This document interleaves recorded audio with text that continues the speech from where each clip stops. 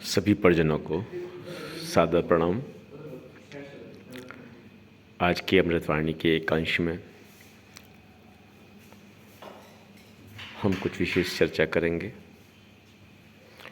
उसमें सबसे प्रथम चर्चा ये है, सबसे प्रथम प्रश्न ये है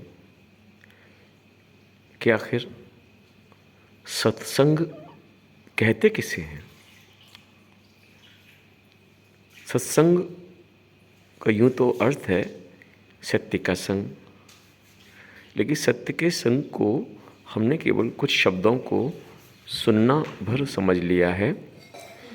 बस कहीं कोई पुस्तक पढ़ ली उसको भी सत्संग कह देते हैं, और किसी ने हमें कुछ अच्छी बातें बताई हम उसको भी सत्संग कह देते हैं।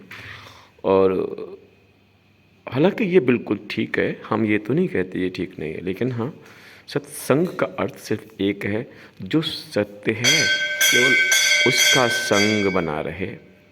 सत्य क्या है? परमात्मा सत्य है, आत्मा सत्य है। पहले आप अपने आत्मिक स्वरूप में प्रवेश करने का अभ्यास करें। विभिन्न साधन मौजूद हैं, विभिन्न साधनाएं मौजूद हैं जो आपको आत्मदर्शन की ओर लेकर जाती हैं, और आत्म स्थिति में स्थित होकर उस पिता परमात्मा की ओर आप अपना रास्ता चुनें, उस ओर चलने का प्रयास करें। तो एक सत्य आत्मा, एक इस रचेता परमात्मा की ओर चलने का प्रयास करें। दरअसल यही है जीवन की शुद्धतम पद्धति। लेकिन होता क्या है, हर व्यक्ति के सत्संग के मायने भिन्न भिन्न हैं। एक व्यक्ति विकारग्रस्त है, वो किसी तरह का विकार करता है, और उस विकार के कारण उससे पूछा जाए कि भाई ये विकार क्यों करते हो? तुम ये तम्बाकू खाते हो, तुम ये चिलम पीते हो, ये विषयों का तुम सेवन करते हो, ये क्यों करते हो? तो उसका सत्संग में उसने कहीं से कुछ शब्द ढूंढ लिए हैं, वो किसी बाबा की कुछ बातें उसने याद कर ली हैं, किसी पुस्तक में कुछ उसने पढ़ लिया है कि भगवान भोलेनाथ भांग खाते थे, भगवान तो चिलम पीते थे। भैया उसने भी फिर यही काम करना शुरू कर दिया और भगवान की आड़ ले ली कि देखो देखो ऐसा भगवान करते थे इसलिए हम भी ऐसा करते। तो उसका सत्संग इतना हो गया। शराबी से पूछा जाए कि आप बताइए कि आप ये इस चीज़ का सेवन क्यों करते हैं, तो वो भी यही कहेगा, अरे सब भैरव बाबा पे शराब चढ़ाई जाती है, नए तीर्थ हैं, कई तीर्थ हैं, वहाँ भी चढ़ाई जाती है, फौज में शराब का वितरण होता है, ये कोई बुरी चीज़ थोड़ी है। इस तरह से उसने अपने विकार को संरक्षित कर लिया। ऐसे ही कभी किसी से पूछिए जो गृहस्थ में रहते हैं, अंदर रहते हैं, घर से बाहर नहीं निकलते, कभी भगवान के लिए कोई काम नहीं किया, कभी मंदिर दर्शन आदि करने की उनकी इच्छा नहीं हुई, कभी तीर्थ जाने की, वो कहते हैं गृहस्थ से अच्छा कोई आश्रम नहीं है। अपनी जिम्मेदारियों को निभाओ, अपने घर वालों की सेवा करो, बुजुर्गों की सेवा करो, और सेवा करने से सद पुण्य मिलता है, कहीं भागने की आवश्यकता नहीं है। बस अब कहते हैं बस इस धरती पर हमसे बड़ा ज्ञानी कोई नहीं है, क्योंकि हमारे दोनों काम बन गए। भगवान ने कह दिया, गुरुदेव ने कह दिया, ये किताब में लिखा हुआ है कि गृहस्थी में रहकर सब कुछ प्राप्त हो जाता है, इसलिए हमने तो गृहस्थी को चुन लिया। अरे हम तो डबल फायदे में ये रहे कि अब ना गृहस्थी से कहीं बाहर जाते हैं, है ना, और घर में ही रहते हैं, और घर में कह दिया है कि घर में रहने वाले को सब सुख मिल गया, सारा पुण्य मिल गया। तो उसने बस ये चुन लिया और सबसे कहा कि सबसे अच्छा सत्संग अपने घर में रहो, बुजुर्गों की सेवा करो। लेकिन पूछो ना जरा उनसे कि आपको ये ज्ञान कहाँ से मिला था कि घर में रहो, बुजुर्गों की सेवा करो? आप भी तो किसी महापुरुष के संपर्क में आए होंगे, आपने भी तो कभी दिव्य स्थान पर, दिव्य चेतना की जगह पर किसी से सत्संग सुना होगा, तब उनने कहा होगा कि बुजुर्गों की सेवा करो। ये बुजुर्गों की सेवा ज्ञान नहीं है, ये बुजुर्गों की सेवा भाव है। तो जब तक सेवा करके सेवा का भाव उत्पन्न ना हो, तब तक बुजुर्गों की सेवा करना जीव का विषय नहीं है। ये गांठ बांध लीजिए। हजारों निष्क्रिय व्यक्ति, हजारों जो ईश्वर के लिए कुछ नहीं कर पाते, उनके पास यही एक आवरण है, बस इस आवरण में बैठकर कहते हैं गृहस्थ धर्म से बड़ा कोई धर्म नहीं है, भैया यहीं रहो, गृहस्थी में रहो। और जो मंदिर जाते हैं वो फिर कहते हैं मंदिर बिना कुछ नहीं है। भाई मंदिर आओ तभी सब कुछ है, मंदिर नहीं आता।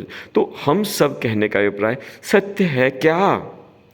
सत्य को नहीं माना। वन भागने वाला कहता है वन भाग कर ही सब परमात्मा मिल सकता है, गृह त्यागी कहता है गृह त्याग कर ही भगवान मिल सकता है, घर में रहने वाला कहता है घर में रहकर ही परमात्मा मिल सकता है।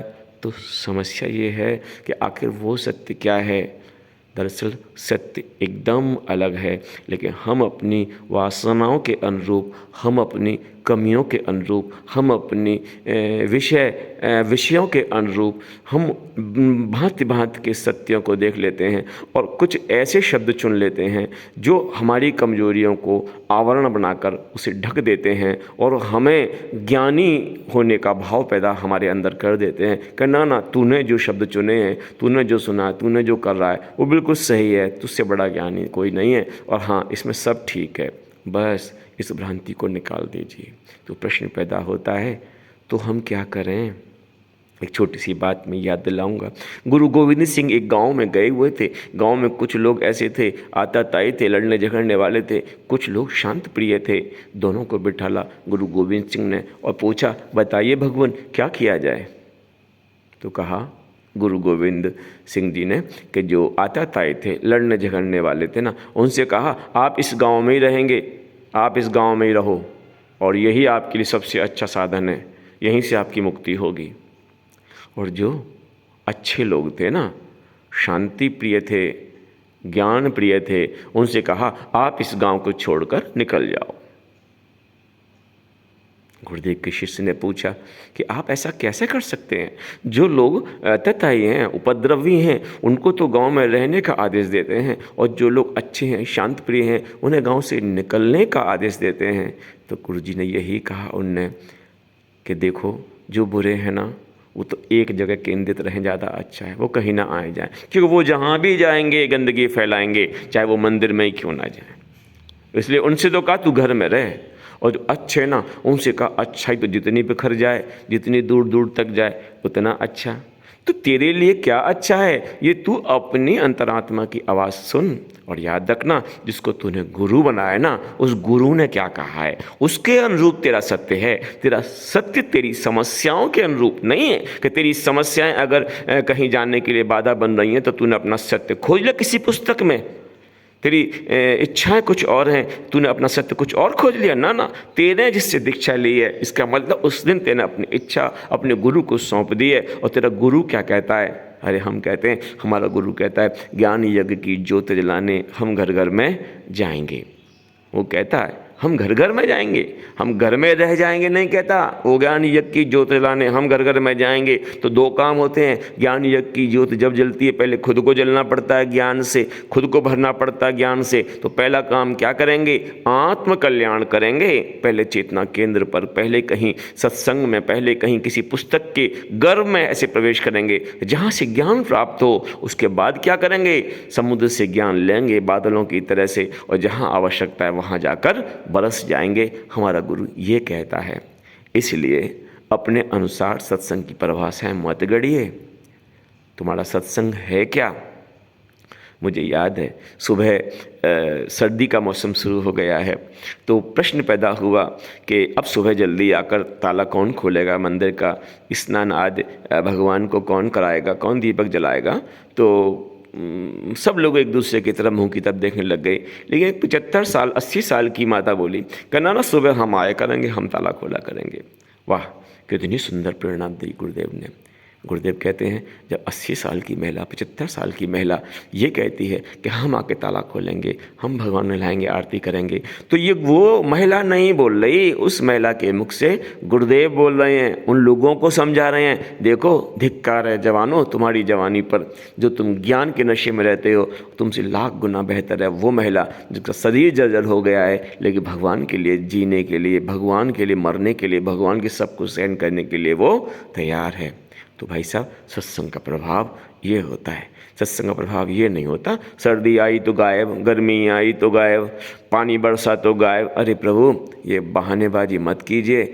भगवान बाहर कैसा है इसका परिणाम तुझे नहीं देता, तेरी अंतर्दशा कैसी है उसका परिणाम देता है। सत्संग सिर्फ एक है, सिर्फ गुरु के सानिध्य के बिना सत्संग हो नहीं सकता, गुरु के सानिध्य के बिना ज्ञान हो नहीं सकता। तेरे लिए सत्संग कुछ और, तेरे गुरु की वाणी क्या है, तेरे गुरु ने तुझे पात्र समझा, तेरे को अवलोकन कर लिया, तेरे को जान लिया, तेरे को परख लिया, उसके बाद तुझे दीक्षा दी है ना, तो सब तेरी अच्छाई बुराई गुरुदेव जानते हैं। उसी के अनुरूप तुझे मंत्र दिया है, और मंत्र यदि गायत्री मंत्र है तो फिर क्षमा कर, तेरा घर नाना तेरे लिए घर में जगह नहीं है, जो घर फूंके आपनो संग हमारे सोए। ये गुरुदेव ने ये कहकर बता दिया, बेटा घर से निकलना पड़ेगा। धन्यवाद।